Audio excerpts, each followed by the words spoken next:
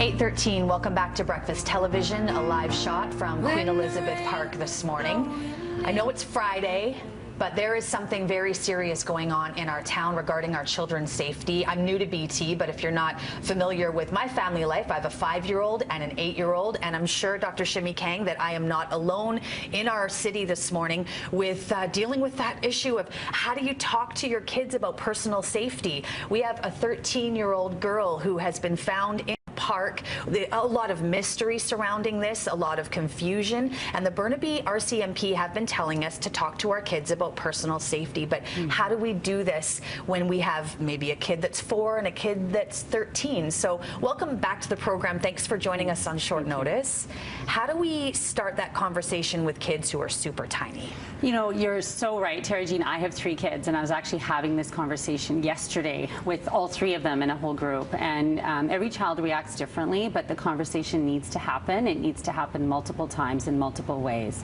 With younger kids, we want to really actually get away from this notion of stranger danger. I know that's kind of the one that often is out there, but in fact, we know that most people who assault or harm children are children that the child knows, and in fact often knows quite well. So some general guidelines: no one's allowed to touch you where your bathing suit is.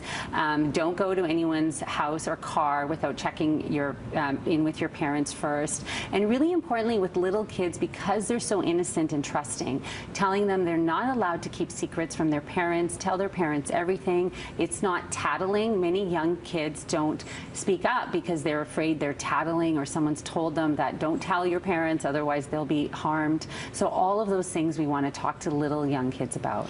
The thing that I took away from that immediately was that you have to have these conversations more than once. Yesterday with my son Oz in the car, I started having what I felt like was an awkward conversation, but I knew it needed to happen, and he rolled his eyes at me and went, "You talked to me about this before, Mom." And I thought, that's good that he remembered the last time I had spoken with him about that. Can we move forward to maybe older children? The girl who died in Burnaby was 13 years old. What can we tell our kids who are prepubescent, just entering the world of teenagerdom?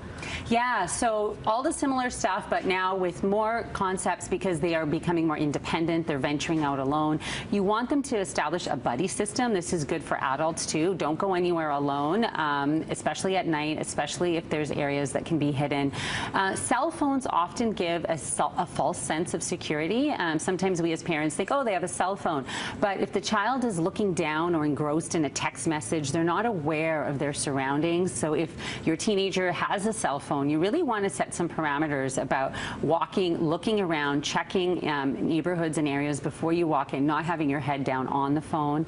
Even things like pepper spray and personal alarms are things that people use, I know, in inner cities and dangerous communities. So with the older child, and self-defense, actually learning some self-defense strategies and techniques can all be applied.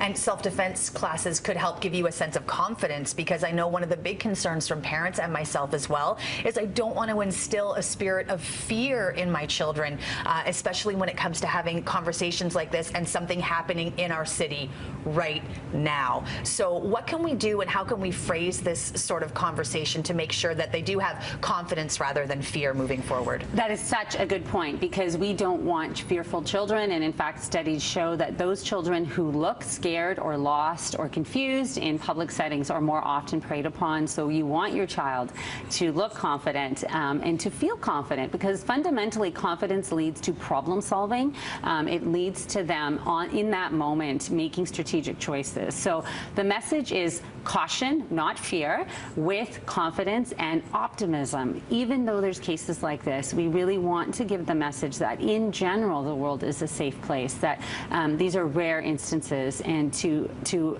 balance the caution and being aware with a general sense of optimism and trust. So we know that kids who do go to, in fact, a stranger and say, "I'm in trouble," in general, that's often a positive thing for them to do, as opposed to be struggling alone. So we want to give them that sense of optimism and trust in public safety.